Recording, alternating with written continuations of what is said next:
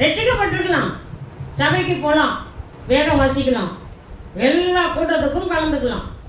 இப்போ வீட்டுக்காரர் ஒன்று சொல்லிட்டா கோபம் வருமா வராதா?